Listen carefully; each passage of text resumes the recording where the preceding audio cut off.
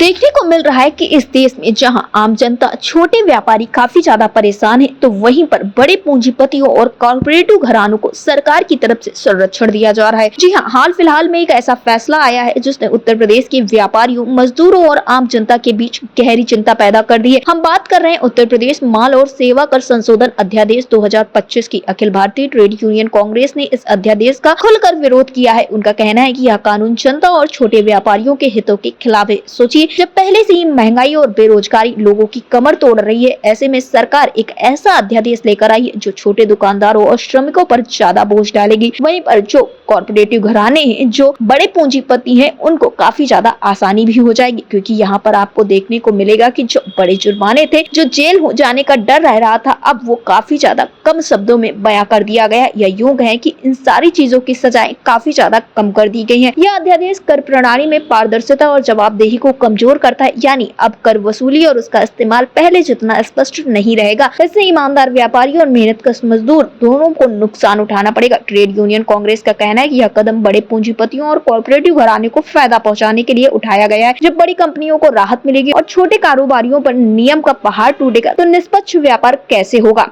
यही नहीं, इस अध्यादेश से राज्य की आर्थिक असमानता और बढ़ेगी। छोटे उद्योग, दुकानें और स्वरोजगार करने वाले लोग पहले से ही संघर्ष कर रहे हैं और अब उनके ऊपर नए नियमों और टैक्सों का दबाव और भी ज्यादा बढ़ सकता है। ट्रेड यूनियन कांग्रेस ने साफ कहा है कि वे इस अध्यादेश को स्वीकार नहीं करेंगे। वे मांग कर रहे हैं कि सरकार इस फैसले को तुरंत वापस ले और संबंधित पक्षों यानी कि व्यापारियों, श्रमिक संगठनों और विशेषज्ञों से चर्चा करे। यह कानून सिर्फ कानून नहीं, बल्कि राज्य के आर्थिक भविष्य से जुड़ा हुआ है। अगर आवाज अब नहीं उठी तो कल यह अध्यादेश हर आम आदमी की जेब पर भी असर डालेगा। वहीं पर इन सारी चीजों से जो बड़े बड़े उद्योगपति हैं, बड़े बड़े पूंजीपति हैं, उनकी मनमानी बढ़ती हुई जाएगी। फिलहाल इस विषय पर और इस अध्यादेश पर ज्यादा जानकारी देते हुए संगठन के पदाधिकारी चंद्रशेखर जी ने क्या कुछ कहा है, आप भी सुनिए। चंद्रशेखर जी, आपका हमारे चैनल अटल टीवी पे बहुत बहुत स्वागत है।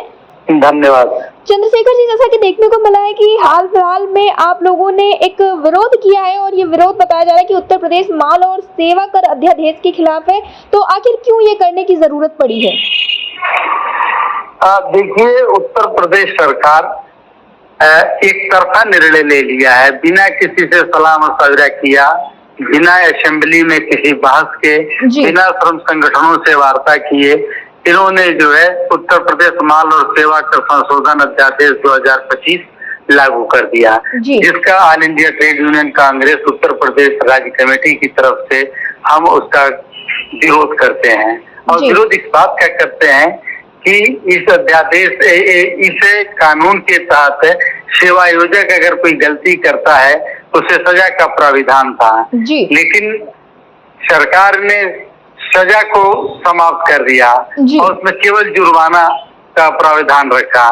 और जुर्माना भी बहुत कम है, और अगर ज्यादा भी है तो पूंजीपति वर्ग के लिए, करोड़पति के लिए 2000, 4000 या लाख, 2 लाख कुछ भी मायने नहीं रखता, वो पैसा दे करके अपराध करता रहेगा। सजा से वो डरता था कि मुझे जेल न जाना पड़े, तो सरकार ने पूंजीपतियों के दबाव में इसको लागू कर दिया, बिना किसी चर्चा के, बिना किसी सार्वजनिक किए हुए अध्यादेश ये है। इसमें हमारी विशेष मांग है कि अध्यादेश को तत्काल वापस करें, क्योंकि यह सरकार इस जन विरोधी अध्यादेश को तत्काल वापस नहीं लेती है तो इसकी जवाबदेही नहीं रह पाएगी। चंद्रशेखर जी, क्या ये बात कही जाए कि इन सारी चीजों से कहीं ना कहीं पूंजीपतियों को बढ़ावा मिल जाएगा, उन्हें कहीं ना कहीं चीजें करने के लिए छूट मिल जाएगी?